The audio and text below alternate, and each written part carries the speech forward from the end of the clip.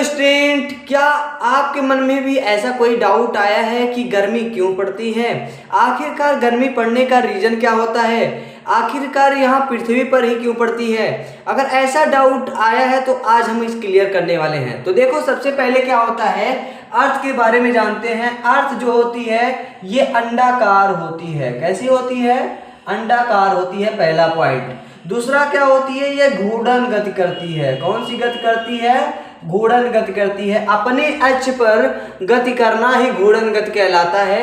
तो इसका सबसे पहले आपने पता लगाया कि घूर्णन गति करती है। लेकिन अप्रैल और मई और जून में ही कैसे यहाँ गर्मी पड़ती है, इसके बारे में जान लेते हैं। जब ये घूर्णन गति करती है, जैसे ही अप्रैल मंथ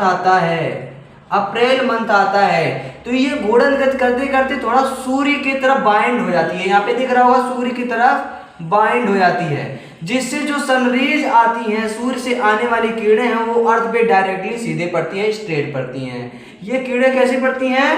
स्ट्रेट पड़ती हैं, सीधी पड़ती हैं। लेकिन उसका बेंड, झुकाव कितना होता है?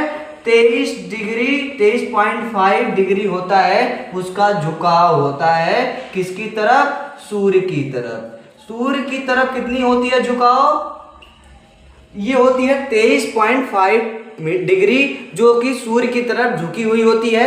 इसके कारण हमारे यहाँ गर्मी पड़ती है। लेकिन एक कारण और है, हमारे पृथ्वी पे क्या क्या पाए जाते हैं? कंक्रीट पाए जाते हैं, स्टोन पाए जाते हैं, जो कि क्या करते हैं?